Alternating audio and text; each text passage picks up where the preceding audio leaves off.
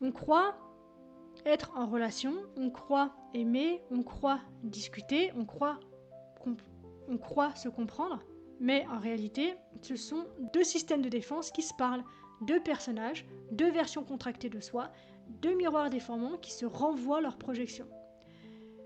Et c'est donc ça, la quatrième erreur existentielle, réduire l'autre à ce qu'on imagine de lui.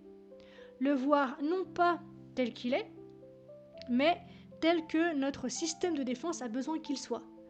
C'est une manière très subtile de nier son altérité, de lui enlever son mystère, de le priver de sa profondeur. Donc évidemment, ce n'est pas volontaire, ce n'est pas malveillant non plus, c'est automatique. À partir du moment où ton identité s'est construite à 2 ans dans le regard de l'autre, tu as appris à interpréter au lieu de percevoir, à anticiper au lieu d'accueillir, à devenir au lieu d'écouter. Alors forcément, avec le temps, l'autre cesse d'être un être vivant et il devient un écran, un prisme, un support pour tes peurs, tes attentes, tes blessures, tes croyances. Ce que tu vois de lui, donc, n'est jamais lui. Deux êtres humains, deux êtres vivants, deux consciences immenses, deux mystères magnifiques, rassemblés dans une pièce qui passent leur temps à interagir à travers des filtres, des blessures, des projections, des suppositions. Personne ne se voit vraiment. C'est donc vrai. Mais c'est vrai dans les deux sens, parce qu'on ne les voit pas non plus. Et pourtant, malgré ce chaos, malgré ces mécanismes, il existe une autre manière d'entrer en relation depuis l'être.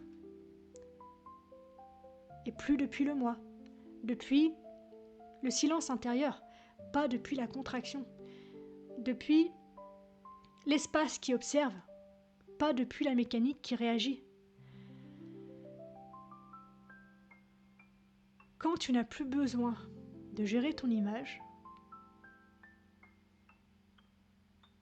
quelque chose en toi s'apaise, se dépose, s'ouvre.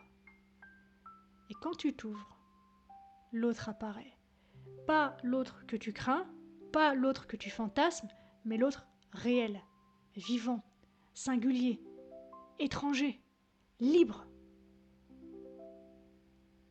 C'est ça l'altérité, la rencontre de deux mondes qui ne cherchent plus à se contrôler pour survivre, deux êtres qui se rencontrent sans se réduire, deux présences qui s'écoutent, deux vivants qui se reconnaissent.